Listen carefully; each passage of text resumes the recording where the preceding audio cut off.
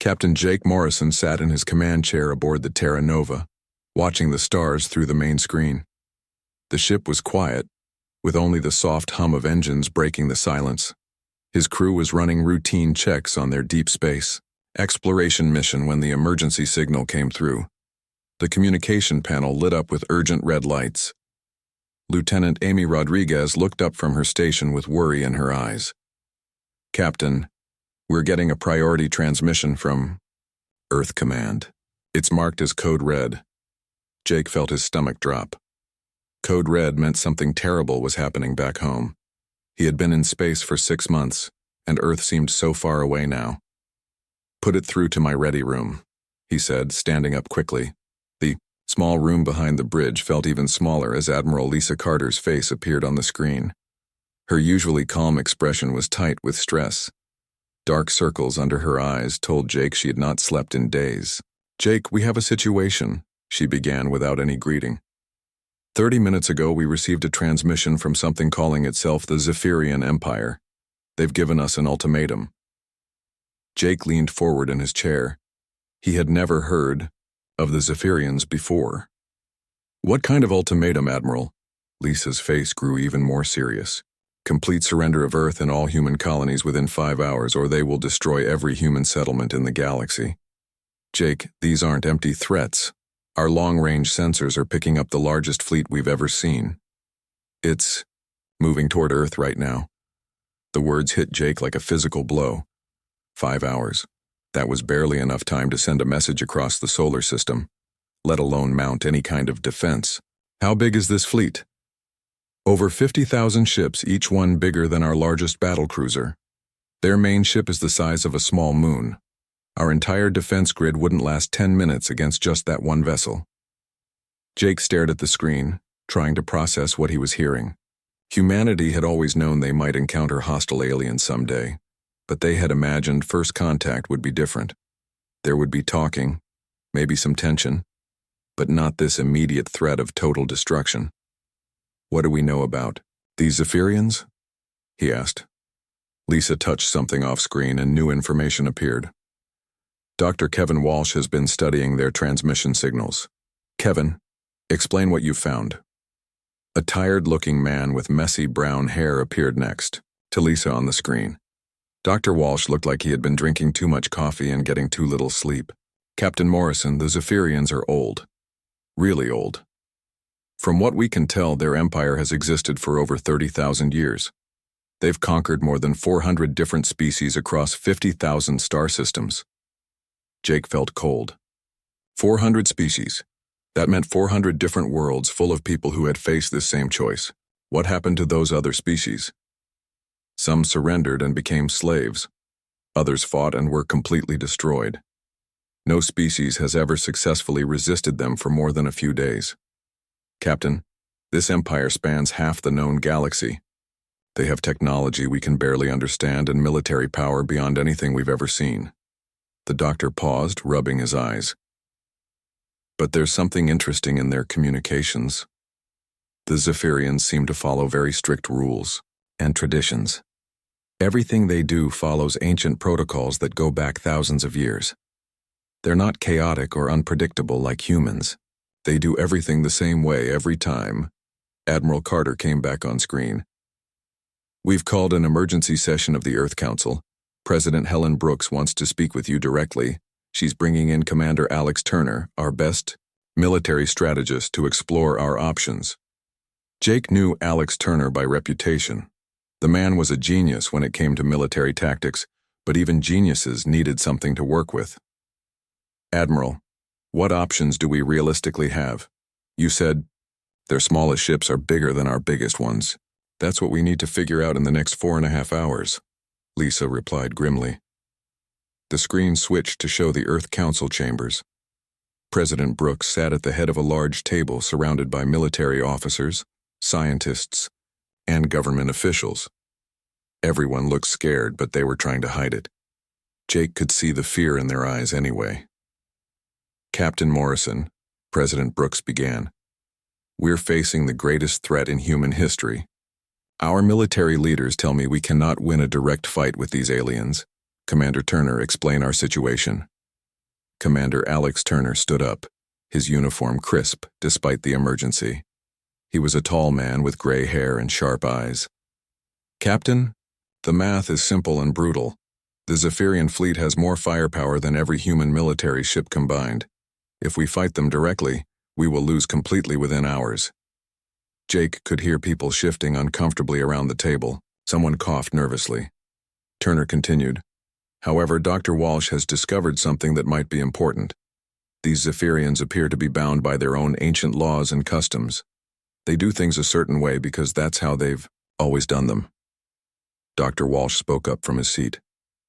I've been analyzing their communication patterns and fleet movements. Everything follows precise protocols. They announce their intentions, give exact time limits, and approach targets using the same formations their ancestors used thousands of years ago. What does that mean for us? Jake asked. It means they might have weaknesses we can exploit, President Brooks said. Not military weaknesses, but cultural ones. Dr. Walsh believes there might be ways to challenge them that no other species has tried before. Jake looked at the faces on his screen. These people were grasping for hope in a hopeless situation. But humans had always been good at finding hope where none should exist. What do you want me to do? He asked. Admiral Carter leaned forward. We need you to return to Earth immediately. Your ship has the fastest engines in the fleet. We need every good captain and every creative mind working on this problem. Jake nodded. We'll leave immediately. As the transmission ended, Jake sat, alone in his ready room for a moment. Outside, stars twinkled peacefully, unaware that in less than 5 hours, the human race might cease to exist. But something Dr. Walsh said kept echoing in his mind. The Zephyrians always did things the same way. They followed ancient rules and traditions. Maybe that was exactly the weakness humanity needed. Lieutenant Colonel Amy Rodriguez stared at her computer screen, her eyes burning from hours of nonstop work. Around her, the underground command center buzzed with activity as Earth's best computer experts worked frantically to understand their enemy. The clock on the wall showed they had less than 4 hours left. Danny, what did you find in their command codes? Amy asked the young man sitting next to her. Danny Kim was only 22 years old, but he was the best hacker on Earth. His fingers moved across the keyboard so fast they were almost a blur. It's weird, Colonel, Danny said, pushing his glasses up his nose. Their whole system is built like a pyramid. Everything flows up to the top, but look at this. He pointed to lines of alien text scrolling across his screen. Every command has to be approved by someone higher up, and that person has to get approval from someone even higher. It goes up and up until it reaches their emperor. Amy leaned closer to look. How many levels are there? I count at least 50 different ranks between a basic soldier and their top leader. And get this, each rank has specific jobs they can and cannot do. A level 10 commander cannot give orders that a level 11 commander should give, even in an emergency. Dr. Patricia Young looked up from her own computer nearby. She was Earth's expert on talking to aliens, even though she had never actually met any before today. That matches what I'm seeing in their language patterns. Every message follows exact rules about who can say what to whom. They have different words for the same thing depending on who is speaking and who is listening. Amy felt a spark of hope. So they're not flexible? Not at all, Patricia replied. Their whole society seems built on everyone knowing their exact place and never stepping outside it. Across the room, Captain Jake Morrison was working with Commander Ben Taylor, who had just arrived from the research ship New Horizon. Ben looked exhausted from his emergency flight back to Earth, but his eyes were bright with excitement. Jake, you need to see what we discovered about their psychology, Ben said, pulling up files on a large screen. We've been studying intercepted communications from their fleet. These aliens think completely differently than humans. Jake studied the data Ben was showing him. It was full of charts and graphs that hurt his head to look at. Explain it simply, Ben. We don't have time for complex theories. Right, Ben said, pointing to a simple diagram. Humans are chaotic. We adapt, we change, we try new things when old things don't work. But Zephyrians are the opposite. They value order above everything else. They've been doing things the same way for thousands of years because that's what their ancestors did. And that's worked for them, Jake pointed out. They've conquered half the galaxy. Yes, but think about it, Ben continued. Every species they've fought has tried to beat them at their own game. Superior firepower, better technology, stronger defenses, but no one has ever tried to be unpredictable. Nearby, Dr. Patricia Young was working with Professor Carl Johnson, a language expert who specialized in ancient Earth cultures. Carl was a thin man with wild gray hair who always looked like he had just woken up from a nap. Patricia, look at this, Carl said, his voice shaking with excitement. I've been comparing their ceremonial language to old Earth traditions. The Zephyrians have something called the Trial of Supremacy. It's buried deep in their cultural codes. Patricia stopped typing and turned to face him. What's that? It's an ancient law that allows any species to challenge their empire's right to rule. But here's the incredible part. No one has used it in over 10,000 years because the trials are considered impossible to pass. What kind of trials? Carl pulled up a document covered in alien symbols. There are 5 tests: military strategy, technology, cultural understanding, resource management, and leadership wisdom. Any challenger who passes all 5 can claim the right to rule the empire. Patricia's eyes went wide. You mean someone could actually take over their entire civilization? Theoretically, yes. But like I said, no species has tried it in millennia. The Zephyrians themselves probably forgot it exists. Across the command center, Amy Rodriguez was making a discovery of her own. She had been looking at the Zephyrian fleet's movement patterns, trying to understand how they organize their forces. Danny, look at this, she called out. Their fleet is moving in the exact same formation they used to attack the Centauri colonies 50 years ago, and before that they used the same formation against the Vegan Republic. Danny looked at her screen. Same formation every time? Exactly the same. Ship by ship, position by position. They never change it. That's crazy, Danny said. Any human, military commander would change tactics based on the enemy they're fighting. But not the Zephyrians, Amy realized. They use what worked before every single time. The command center's main screen suddenly lit up with an incoming message. Admiral Lisa Carter's face appeared, looking even more tired than before.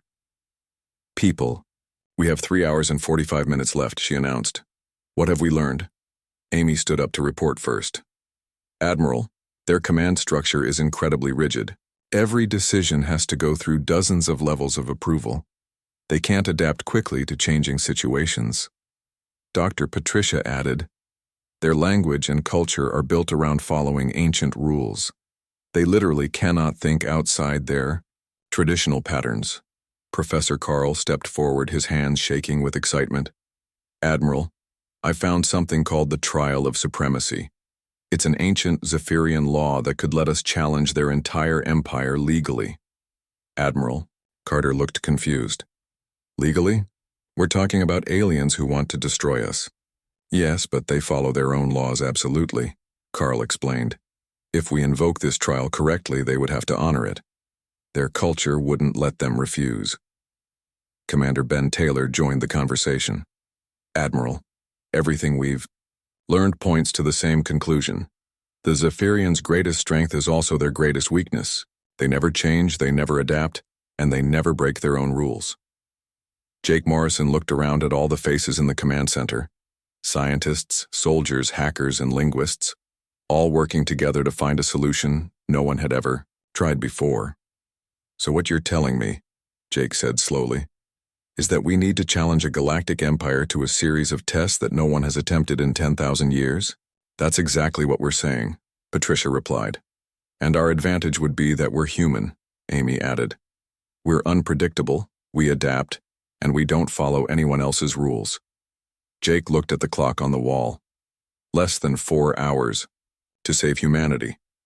The plan was completely insane, but insane plans were something humans did very well. Admiral, Jake said, turning to the screen. I think we need to have a very interesting conversation with this Zephyrian emperor. Captain Jake Morrison stood in front of the largest communication array on Earth, knowing that billions of people were counting on him. The massive dish pointed toward the incoming Zephyrian fleet, ready to broadcast humanity's desperate gamble across the galaxy. Behind him, dozens of Earth's brightest minds waited nervously. "Are you sure about the translation, Professor?" Jake asked Carl Johnson one more time. Carl nodded, his hands shaking as he held the prepared speech. "I've checked it 50 times. The ceremonial language has to be perfect or they won't accept the challenge." Admiral Lisa Carter's voice came through the speakers. "Jake, we have 2 hours and 30 minutes left. Their fleet will reach Earth's outer defenses in 90 minutes. If this doesn't work, we need time to evacuate what civilians we can." Jake took a deep breath. He thought about his family back home, about the crew of his ship, about everyone he had ever known. Then he stepped up to the microphone. "Open the channel," he said. The communication officer nodded. "Channel open, Captain. You're broadcasting to their entire fleet." Jake began speaking in the ancient Zephyrian ceremonial language that Professor Carl had taught him. The words felt strange in his mouth, but he pronounced each one carefully. "I am Captain Jake Morrison of the human species. By the ancient laws of your empire, by the traditions of your ancestors, by the sacred codes that have governed your people for 30,000 years, I invoke the trial of supremacy. I challenge the right of Emperor Vorthak the Eternal to rule this galaxy." The communication center fell completely silent. Everyone held their breath, waiting for a response. Jake could hear his own heartbeat. Minutes passed. Then the main screen flickered to life. The creature that appeared was unlike anything Jake had ever imagined. Emperor Vorthak was huge, nearly 10 feet tall, with skin that looked like dark metal, and eyes that glowed like burning coals. Golden armor covered his massive frame, and a crown of twisted metal sat on his enormous head. When Vorthak spoke, his voice was deep and terrifying, like thunder from an angry storm. "Human," the Emperor said, "you dare invoke the ancient trials? No species has attempted this foolishness in 10,000 years. Do you understand what you have done?" Jake felt sweat running down his back, but he kept his voice steady. "I understand perfectly, Emperor. I challenge your right to rule, and I demand the trial of supremacy as guaranteed by your oldest laws." Behind Jake, Dr. Patricia Young whispered encouragement. "You're doing great. Keep going."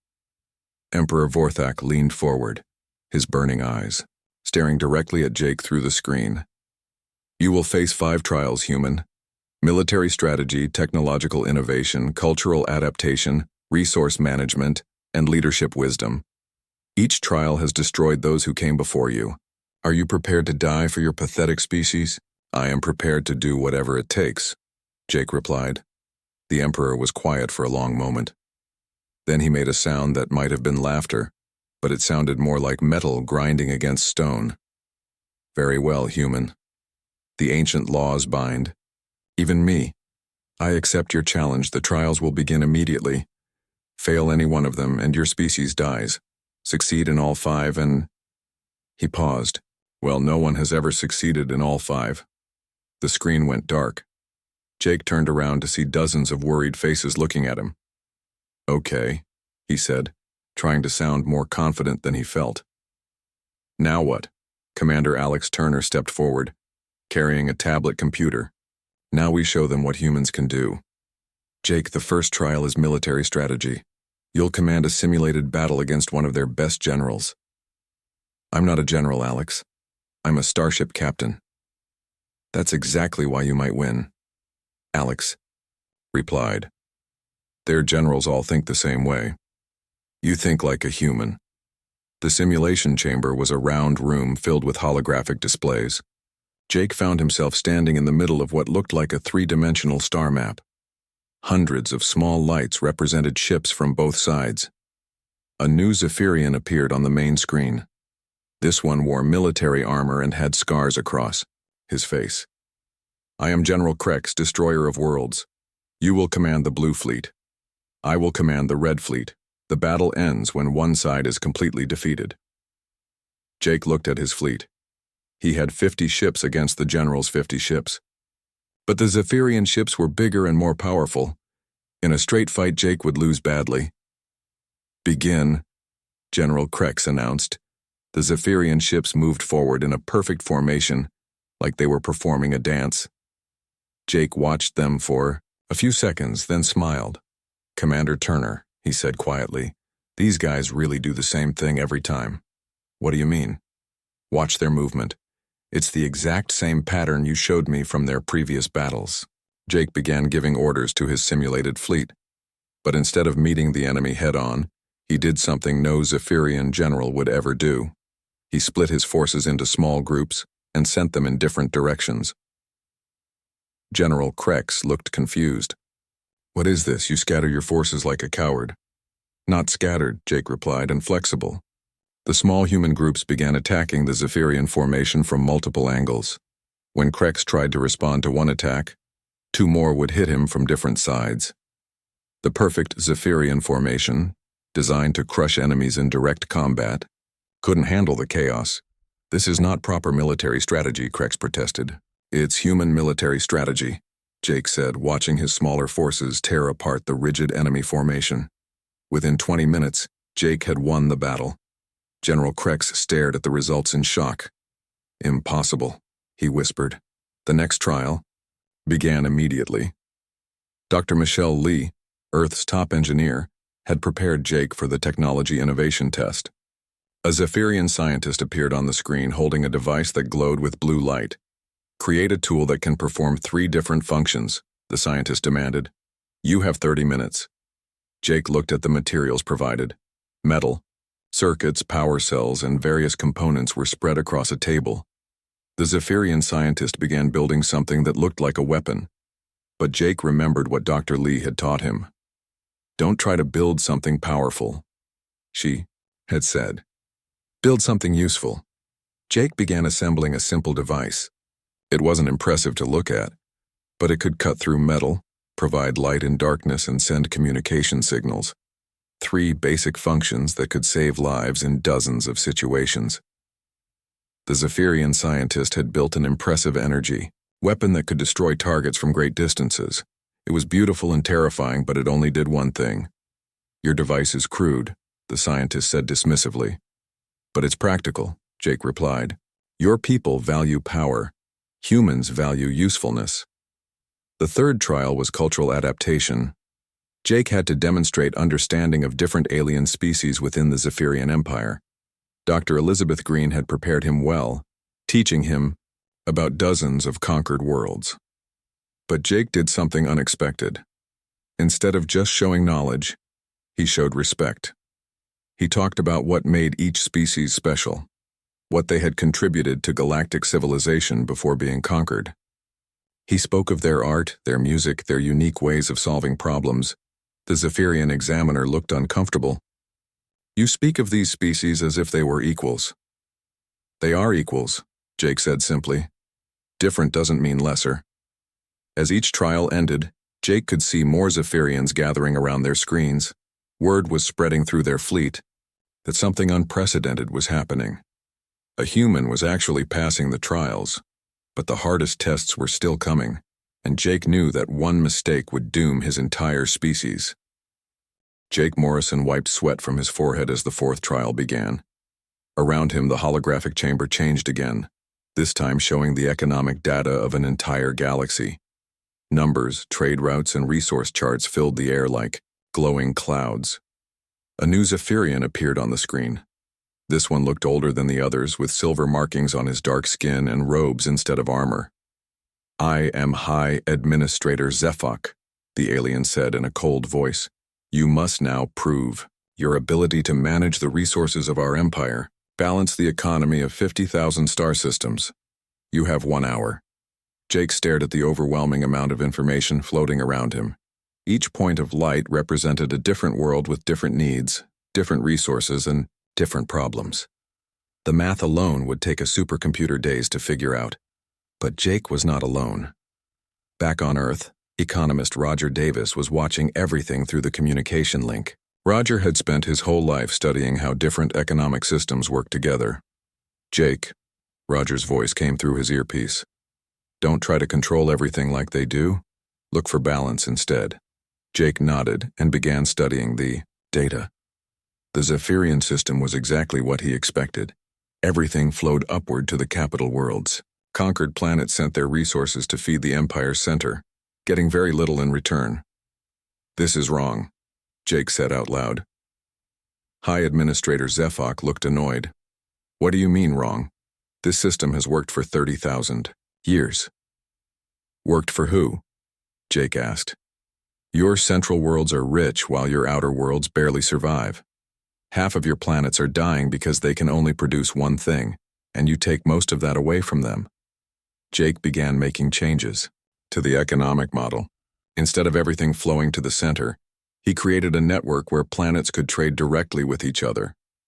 A world that grew food could trade with a world that made tools. A planet rich in metals could exchange with one that produced energy. "You cannot do that," Zephok protested. "Those worlds belong to the Empire. They serve the Empire, but they could serve each other and make everyone stronger," Jake replied. "Look at the numbers." The holographic display began showing the results of Jake's changes. Production increased across the galaxy. Poverty decreased on the outer worlds. Even the central worlds became more prosperous because they could focus on what they did best instead of trying to control everything. High Administrator Zephok stared at the results in shock. "This is impossible. You have increased total productivity by 47%. "It happens when people work together instead of just serving a master," Jake said. The fourth trial ended, but Jake could see confusion spreading among the Zephyrian observers. They were talking among themselves in their own language, pointing at the displays and shaking their heads. Emperor Vorthak's face appeared on the main screen again. His burning eyes looked angry, but Jake could see something else there too. Uncertainty. "You have passed 4 trials, human," the Emperor said slowly. "No species has ever gone this far, but the 5th trial is different. It tests not your skills, but your wisdom. Many who reached this point destroyed themselves with their own ambition." Jake felt his heart pounding. One more trial, one more test between humanity and survival. "The trial of leadership wisdom," Emperor Vorthak continued. "You must prove that you understand what it truly means to rule. You must show that you can make the hard choices that leaders face." The holographic chamber changed one final time. Now Jake stood in what looked like a throne room. Golden walls stretched high above. Him and a massive chair sat at the far end. "The throne of the Zephyrian Empire. Approach the throne," Emperor Vorthak commanded. Jake walked slowly across the room. Each step echoed in the vast space. Behind him, he could hear the nervous breathing of his human colleagues. Ahead of him sat the symbol of power over half the galaxy. "For 30,000 years, this throne has been the center of our empire," the Emperor said. "From here we have ruled over 400 species and 50,000 worlds. Now, human, if you can prove your wisdom, this throne becomes yours." Jake stopped in front of the massive chair. It was made of some kind of dark metal and covered with symbols he could not read. It looked cold and lonely. "What must I do?" Jake asked. "You must answer one question," Emperor Vorthak replied. "What would you do with absolute power over half the galaxy?" Jake stared at the throne for a long moment. He thought about everything that had led to this moment. The ultimatum, the desperate research, the trials. He thought about the conquered species, the rigid hierarchy, the fear in everyone's eyes. Then he thought about what Dr. Elizabeth Green had taught him about the different alien cultures. He remembered the respect in her voice when she talked about their art, their music, their unique ways of thinking. He thought about how the economic changes in the 4th trial had made everyone stronger when they could work together. "I would give it up," Jake said quietly. The throne room fell completely silent. Even Emperor Vorthak looked stunned. "What did you say?" the Emperor asked. Jake turned away from the throne to face the screen. "I said I would give up the power. No one person should rule over so many different peoples. No single species should control the destiny of hundreds of others." "You would refuse the throne?" Emperor Vorthak's voice was barely a whisper. "Yes," Jake said firmly. "Real leadership isn't about having power over others. It's about helping others find their own power." The galaxy doesn't need another emperor. It needs cooperation between equals. Jake could hear gasps and shocked voices from the Zephyrian observers. Through his earpiece, he heard similar sounds from the humans back on Earth. "You would dissolve our empire?" Another Zephyrian voice asked. "I would free it," Jake replied. "Every species should have the right to choose their own path. They should be partners, not servants." Emperor Vorthak was silent for a very long time. His burning eyes stared at Jake with an expression that was impossible to read. "In 30,000 years, the Emperor finally said, no one has ever refused the throne. Every challenger who reached this point tried to claim ultimate power for themselves. Then maybe that's why none of them were worthy of it," Jake said. More silence.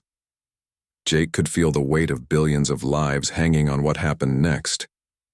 "You have completed the trials," Emperor Vorthak said slowly. "But your final answer, it challenges everything our empire stands for."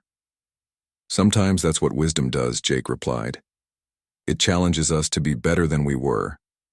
Jake looked around the throne room one more time, then turned his back on the symbol of galactic power. "I don't want to rule your empire, Emperor. I want to help end it, so something better can take its place." The silence that followed was the most frightening sound Jake had ever heard. The silence stretched on for what felt like hours. Jake Morrison stood in the holographic throne room, his back turned to the symbol of galactic power, while Emperor Vorthak stared at him with those burning eyes. Around the galaxy, billions of beings waited to learn their fate. Finally, Emperor Vorthak spoke. His voice was different now, quieter and more confused than before. "You have won the trials, human. By the ancient laws of our people, you have earned the right to rule our empire. But you refuse this right. You reject everything we have built over 30,000 years. Jake turned around to face the Emperor directly. "I'm not rejecting what you built, Emperor. I'm suggesting there might be a better way to build it." "Better?" Vorthak's voice grew angry again. "We have brought order to chaos. We have united the galaxy under one rule. We have ended the wars between species." "You've ended the wars by conquering everyone," Jake replied calmly. "That's not the same as peace." Through his earpiece, Jake could hear Admiral Carter's voice from Earth. "Jake, we have 15 minutes until their original deadline. Whatever you're doing, it needs to work fast." Jake looked directly into Emperor Vorthak's burning eyes. "Emperor, your trials have proven something important. Not about me, but about your empire. For 30,000 years, no one challenged these trials because everyone who reached this point wanted the same thing you wanted: power over others." The Emperor leaned forward in his throne. "And what do you want, human?" "I want every species in this galaxy to have what my species has always fought for: the freedom to choose their own destiny." Jake could see other Zephyrians appearing on screens around the throne room. Generals, administrators, scientists, all of them looking confused and worried. "You would destroy our civilization," one of them said. "No," Jake replied. "I would transform it. Your empire is strong because you forced everyone to work together. But imagine how much stronger it could be if everyone chose to work together." Emperor Vorthak stood up from his throne. Even through the holographic display, he seemed enormous and terrifying. "You speak of impossible things, human. Different species cannot work as equals. There must be order. There must be hierarchy. Without it, there is only chaos." "Is that what you really believe?" Jake asked. "Or is that just what you've been told for 30,000 years? The Emperor was quiet for a moment. "You completed trials that were designed to be impossible. You showed us new ways of thinking that we had never considered. But what you propose would end everything we are." "It would end what you were," Jake said gently. "It would let you become something better." Suddenly, warning alarms began sounding throughout the Zephyrian fleet. Jake could see the Emperor's advisors rushing around, checking their instruments and talking rapidly in their own language. "What's happening?" Jake asked. Emperor Vorthak looked confused and angry. "Some of our ships are refusing orders. Our outer fleet commanders are demanding to know why we haven't destroyed your world yet. They say the trials are meaningless, ancient nonsense. Jake felt his heart sink. They're going to attack anyway? I don't know, the Emperor admitted. This has never happened before. Our commanders have always followed orders without question. Through the communication links, Jake could hear chaos spreading through the Zephyrian fleet. Ships were breaking. Formation. Some were moving toward Earth, others were pulling back. Arguments were breaking out between different levels of command. Your empire is falling apart, Jake observed. Yes, Emperor Vorthak said quietly. Your ideas have created doubt, where there was certainty. Your refusal to take power has confused those who expected you to be like all the others. Admiral Carter's voice came through Jake's earpiece again. Jake, their fleet is splitting up. Some ships are advancing on Earth, but others are retreating. We're detecting weapons fire between Zephyrian vessels. Jake realized what was happening. Emperor, your people are fighting among themselves because they don't know what to believe anymore. The trials were supposed to prove the worthiness of a ruler, Vorthak said, his voice full of confusion. But you have proven that ruling itself might be wrong. Not wrong, Jake said, just not the only way. The main screen flickered and split into multiple images. Jake could see Zephyrian ships across the galaxy, and many of them were experiencing the same chaos. Commanders were arguing with their superiors. Some were declaring independence from the Empire.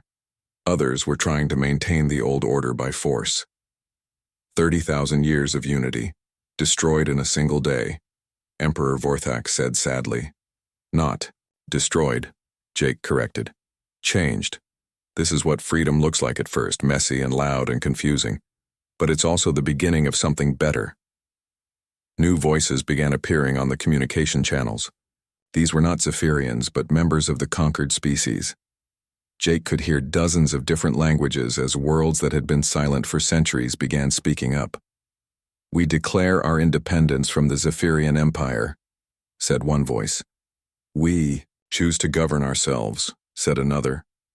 We will work with other free worlds as equals, added a third. Jake smiled. Do you hear that, Emperor?